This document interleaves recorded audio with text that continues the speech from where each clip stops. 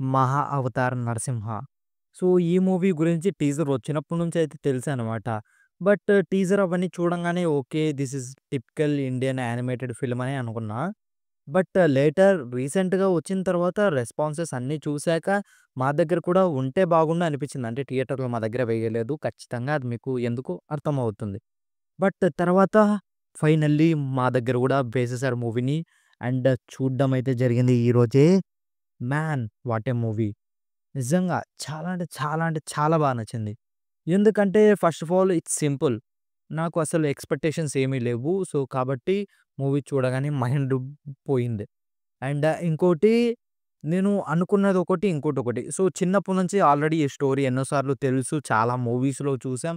And even చాలా animated వాటిలో కానీ, ఈ స్టోరీ బేసిక్‌గా ఏంటంటే ఇది అందరికి గూడా తెలుసనమాట. సో, మీకు తెలుసో తెలీదో నాకైతే తెలీదు. బట్ నాకైతే ఆల్రెడీ చిన్నప్పటి నుంచి తెలుసు. నరసింహస్వామి అవతారం ఎలా ఉంటదో.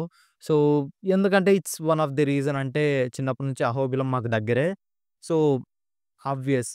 చిన్నప్పటి నుంచి అక్కడికెళ్ళడం. సో, అంతా గూడా నాకు చాలా అంటే చాలా బాగా తెలుసనమాట ఈ స్టోరీ. సో, కాబట్టి ఆల్రెడీ స్టోరీ తెలిసిందే గదా! మరీ అంత ఏముంటదిలే అనుకున్నా. బట్ మూవీ చూడగానే మ్యాన్! వాట్ ఏ మూవీ అనిపించింది. సో, నేను దీన్ని డెఫినైట్‌లీ మాస్టర్ పీస్ అయితే అనలేను. ఎందుకంటే ఆఫ్‌కోర్స్ మూవీ అన్న తర్వాత మంచివే ఉంటాయి, చెడ్డవి ఉంటాయి. అలా అని బాలేదని మాత్రం ఖచ్చితంగా అనను. ఎందుకంటే ఈ మూవీ పీక్ సినిమాటిక్ ఎక్స్‌పీరియన్స్‌నయితే ఇస్తుంది మీకు థియేటర్‌లో. సో, ఎందుకంటే ఇది ఎలాంటి మూవీ అంటే ఒకసారి మీకు థియేటర్‌లో చూసిన వెంటనే ఏం ఎక్స్‌పెక్టేషన్స్ లేకుండా వెంటనే వావ్! మళ్ళీ ఒకసారి ఇంకోసారి చూడాలి అనిపించేలాగా మూవీ. దీన్ని ఖచ్చితంగా థియేటర్‌లో ఎక్స్‌పీరియన్స్ చేయండి. మామూలుగా లేదు మూవీ. అండ్ 2డీయా, 3డీయా అనే కన్‌ఫ్యూజన్‌లో చాలామందయితే ఉంటారు. సో, నన్నడిగితే it's better to be in two D. So, నేనైతే 2డీలోనే చూసా. మా దగ్గర అఫ్‌కోర్స్ 3డీ అయితే వెయ్యరు. అది వేరే విషయంలెండి. సో, ఎందుకంటే మీకని అవైలబుల్‌గా ఉంటే ట్రై చేయండి. బట్ నాకైతే పెద్ద డిఫరెన్స్ అయితే ఏమి అనిపియలేదు. నేను 2డీలో చూసినా సరే నాకు సేమ్ అలాగే అనిపించింది. బాగానే నచ్చింది. అండ్ ఈ మూవీలో నాకు మెయిన్‌గా నచ్చిందేంటంటే ఫస్ట్ నుంచి ఉన్న స్టోరీ యొక్క కనెక్షన్.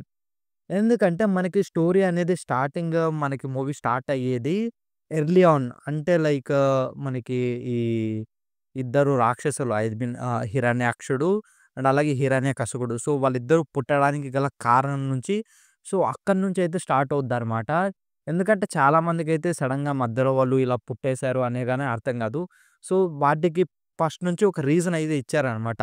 ఎలా, ఎందు కారణంగా వాళ్ళు ఇలా పుట్టారు అని. సో, అక్కడి నుంచి మూవీ ఎండ్ దాకా సో, వాళ్ళ ఇద్దరు రాక్షసుల్ని చంపేసేదాకా ఉంటది. సో, ఫస్ట్ స్టార్టింగ్‌లో ఏమో వరాహ అవతారం. అదందరికీ తెలుసు. సో, హిరణ్యాక్షుడిని అదే ఆహ్, ఆహ్, హిరణ్యకశిపుడు వాళ్ళ బ్రదర్‌ని చంపేసేది. సో, దాని తర్వాత హిరణ్యాక్షుడిదే ప్రహ్లాద. సో, ఇదంతా గూడా. ఎందుకంటే నేను చిన్నప్పటి నుంచి మూవీస్ అయితే బాగా చూసా. ఎస్పెషల్లీ మన దగ్గర మన తెలుగు మూవీస్ మీరు పాత మూవీస్ చూస్తే మన వాళ్ళు పురాణాల పైన చాలా అంటే చాలా బాగా మూవీస్ తీస్తారు. అది నేను చాలా అంటే చాలా బాగా చూసా. ఎందుకంటే నాకు మూవీ పేరైతే గుర్తుకు లేదు. బట్ ఈ హిరణ్యాక్షుడు రోల్ అయితే ఎస్‌వి రంగారావు గారైతే చేశారనమాట. సో, నాకు మూవీ నేమ్ గుర్తుకు లేదు. మీకు ఐడియా ఉంటే కామెంట్స్‌లో పెట్టండి. నాకు ఆ మూవీ అంటే చాలా ఇష్టం. అండ్ ఈ మూవీలో మీకు ఎందుకంత బాగా నచ్చిందంటే, ఫస్ట్ ఆఫ్ ఆల్ చెప్తా చూడండి. ఆల్రెడీ తెలిసిన story. But the way it goes అంటే స్క్రీన్ ప్లే అనేది చాలా అంటే చాలా బాగుంది. ఎస్పెషల్లీ ఆహ్, యానిమేషన్ అయితే నేను మరీ అంతగా ఎక్స్‌పెక్ట్ చేయలా. బట్ ఫైట్ సీన్స్ కానీ, ఆ మ్యూజిక్ కానీ, వచ్చే సీన్స్ కానీ అసలు చాలా అంటే చాలా బాగా అనిపించింది మనకి. ఎందుకంటే వాళ్ళు సినిమాటిక్ లిబర్టీని తీసుకొని, మనకి ఒక కమర్షియల్ ఫార్మ్‌లో అయితే తీసుకొచ్చారనమాట. ఎలివేషన్స్ కానీ అన్నీ కూడా పీక్ అంటే పీక్ లెవెల్‌లో అనిపిస్తాయి. అండ్ మెయిన్ మ్యాటర్ ఏంటంటే గాడ్స్. సో, డీమన్స్ అండ్ మనుషుల గురించి పక్కన పెడితే యానిమేషన్ విషయంలో గాడ్స్ ఏవైతే దేవతలకైతే చేశారో అదైతే చాలా అంటే చాలా బాగా నచ్చింది నాకు. వాళ్ళ క్యారెక్టర్స్ కానీ అంటే the way it animated and పర్ఫెక్ట్‌గా అనిపిస్తది నీకు నిజంగా అలా ఉన్నారేమో అని. నాకు చిన్నప్పుడు ఏంటంటే మీకు 'లిటిల్ కృష్ణ' ఐడియా ఉంటే సో, నాకు దాంట్లో అయితే చాలా అంటే చాలా బాగా ఇష్టమనమాట. అంతా కూడా సేమ్ ఫార్మాట్‌లో సేమ్ అలాగైతే ఉంటది. బట్ ఇందులో కూడా నాకు దేవుళ్ళని అలా పర్ఫెక్ట్‌గా చూపించేసరికి చాలా అంటే చాలా బాగా నచ్చింది. ఎస్పెషల్లీ విష్ణు అండ్ శివునిది చాలా అంటే చాలా బావుంటది. ఒక సీన్ ఉంటది విష్ణువుది. నిజంగా ఉంటే ఇలాగే ఉంటాడేమో! అనేలా అయితే ఫీలింగ్ అయితే వస్తదనమాట. నాకైతే లిటరల్లీ అలాగే అనిపిచ్చింది. సో, మీరు కూడా చూస్తే మీకు కూడా అలాగే అనిపిస్తదేమో. సో, అంత బాగుందనమాట. అండ్ లాస్ట్ ఎస్పెషల్లీ మనం లాస్ట్ పార్ట్‌కైతే మాట్లాడుకుందాం. ఫస్ట్ స్టార్టింగ్‌లో వరాహ అవతారం అది చాలా అంటే చాలా బావుంటది.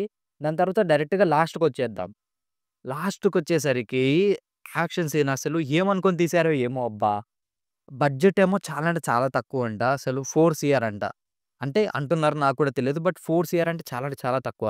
ఎందుకంటే మీరు మామూలుగా మనం చూసే ఈ హాలీవుడ్, పిక్సార్ యానిమేటెడ్ మూవీస్ గాని, డిజ్నీ మూవీస్ గాని ఇవన్నీ కూడా they are literally hundreds of millions budget అయితే ఉంటది వాటికి. 100,000,000, 250,000,000 అంటే నియర్లీ 1000,00,00,000, 1,200,00,00,000 బడ్జెట్ అయితే వాళ్ళు యానిమేషన్ కోసం అయితే పెడతారనమాట. అండ్ వాళ్ళకి నియర్లీ 1,000,000,000 బాక్స్ ఆఫీస్ దగ్గర గూడా ఉంది. వాళ్ళకున్న బాక్స్ ఆఫీస్ అండ్ ఆ స్టామినా అనేది హాలీవుడ్ మూవీస్‌కి. బట్ మన దగ్గరైతే అంత పాపులారిటీ అయితే లేదు యానిమేటెడ్ మూవీస్‌కి. నేనెప్పుడో చిన్నప్పుడు జూసా అబ్బా! 'ఘటోత్కచ్' గాని, 'బాల్ గణేష్' అని అండ్ అలాగే 'లిటిల్ కృష్ణ' మూవీస్ అయితే చూడలేదు. But animated show. And movies గురించి నేను చెప్పేది 'ball Ganesh', 'Ghatotkach' so, and అలాగే 'హనుమాన్‌ది' ఒకటుంటది. సో, నా చిన్నప్పుడు 'జై హనుమాన్' అనుకుంటా. 'జై హనుమానే' అనుకుంటా. నా చిన్నప్పుడు అది చూసా. దానికి చిరంజీవి గారైతే అదే ఆంజనేయుడికైతే డబ్బింగ్ అయితే చెప్పారు.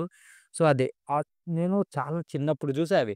చిన్నప్పుడు తర్వాత మళ్ళీ ఇప్పుడు చూసిందాక నాకు వెంటనే ఒక నాస్టాల్జియా ఫీలింగ్ అయితే వచ్చింది. And it's way better. ఎందుకంటే అసలు మీకు ప్యూర్ వయలెన్స్ అయితే ఉంటదనమాట. నిజంగా అసలు ఈ దీనికి 13+ యూబీఏ రేటింగ్ అయితే ఇచ్చారు. బట్ ఆ వయలెన్స్ అండ్ బ్రుటాలిటీ అసలు మామూలుగా లేదు. ఎందుకంటే ఇప్పుడు గూడా ఏదో చిన్న పిల్లల కోసం మూవీ తీస్తున్నాడు. చిన్న పిల్లలు చూసేలాగా అలా అనిపించలేదు మూవీ. ఎస్పెషల్లీ ఎవ్వరి కోసమైనా సరే అందరికి గూడా నచ్చే విధంగా అండ్ ఆ వయలెన్స్ కానీ, ఫైటింగ్స్ అయితే తోపంటే తోపున్నాయి భయ్యా! ఫైటింగ్‌లో చాలా అంటే చాలా నచ్చిందేంటంటే ఫస్ట్ 'వరాహ అవతారంది'. ఎందుకంటే ఏమో అనుకుంటాం. బట్ ఒకసారి స్టార్ట్ అవ్వంగానే ఆ ఫైటింగ్ చాలా అంటే చాలా బాగా అనిపించింది. ఆ ఫైటింగ్‌లో యానిమేషన్ గాని, ఆ గోర్ గాని ఎక్కడ కూడా తగ్గలేదు. బ్రుటాలిటీ గాని ఎస్పెషల్లీ అండ్ లాస్ట్ క్లైమాక్స్ అయితే బాబోయ్! మైండ్ పోయింది. And last I mean starting climax ఒక్కటేనా అంటే అలా గాదు. ఎందుకంటే మనకి వీటికి the way they builded up. So, మీకు స్టోరీ బిల్డింగ్ అయితే చాలా అంటే చాలా బావుంటది. స్మూత్‌గా వెళ్ళే కొద్దీ, వెళ్ళే కొద్దీ స్లోగా ఎక్కుతూ, ఎక్కుతూ, ఎక్కుతూ ఒక్కో మెట్టు, ఒక్కో మెట్టు, ఒక్కో మెట్టు జయ్యని లేస్తదనమాట లాస్ట్‌కొచ్చేసరికి. సో, అంతయితే అంత బాగా అనిపిస్తది movie. Literally I'm two excited for the next parts man. అంటే వీళ్ళు ఒక సినిమాటిక్ యూనివర్స్ అంటే మీకు ఎలా జెప్పాలి? మల్టీవర్స్ ఏం గాదు. అంటే విష్ణువు యొక్క అవతారాలన్నీ. మీకు తెలిసిందే గదా! 7 అవతారాలా? 9 అవతారాలా? సరిగ్గా గుర్తుకు లేదు. సో, అన్ని అవతారాల పైనైతే సెపరేట్‌గా మూవీస్ అయితే తీసుకొస్తారనమాట. సో, ప్రెజెంట్ వచ్చేసి మనకి 'మహా అవతార్‌లో' వరాహ అవతారం అండ్ అలాగే నరసింహ అవతారం 2 అవతారంలో అయితే చూపిచ్చారు. అండ్ దాని తర్వాత నెక్స్ట్ 2027లో అయితే మనకి పరశురాముడిదయితే వస్తదనమాట. 'మహా అవతార్ పరశురామ' అని. సో, దాని తర్వాత ఇంకా చాలా అంటే చాలా మూవీస్ ఉన్నాయి. పరశురాముడు తర్వాత శ్రీరాముడిది, కృష్ణుడిది. సో, దాని తర్వాత కల్కిది. కల్కివి 2 పార్ట్స్ అయితే ఉన్నాయి. సో, ఇలా వాళ్ళు 2035 దాకా మూవీస్ అయితే తీసుకొస్తానే ఉంటారు 'హంబాలా' వాళ్ళు.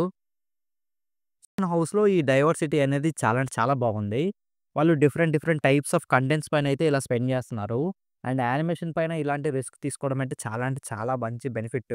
ఎందుకంటే వీళ్ళని చూసి ఇప్పుడు చాలామందైతే ముందుకొస్తారనమాట. ఖచ్చితంగా మన దగ్గర గూడా యానిమేషన్ ఇండస్ట్రీ అనేది ఖచ్చితంగా పెరుగుద్ది. ఎందుకంటే ఇప్పుడు గూడా చెప్పలేక సస్తన్నాం.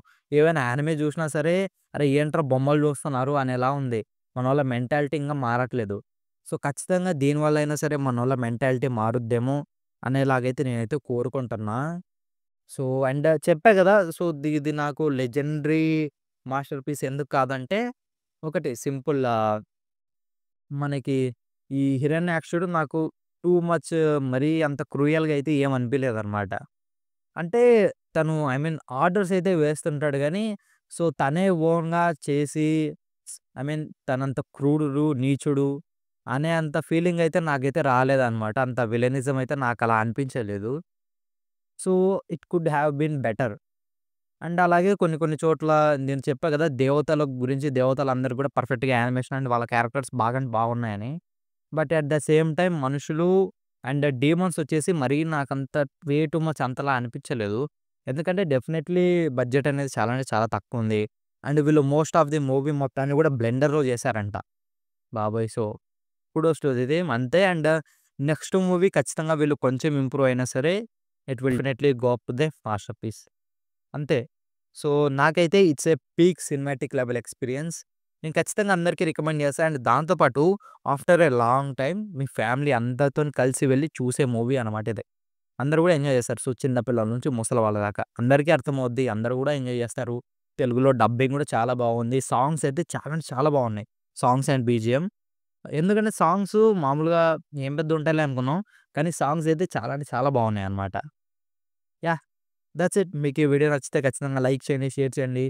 మరిన్ని ఇలాంటి వీడియోస్ కోసం మన ఛానెల్‌ని సబ్స్క్రైబ్ చేసుకొని పక్కన ఉన్న బెల్ ఐకాన్‌ని ఆన్‌లో పెట్టుకోండి. That's it. By by. Meet you in another one.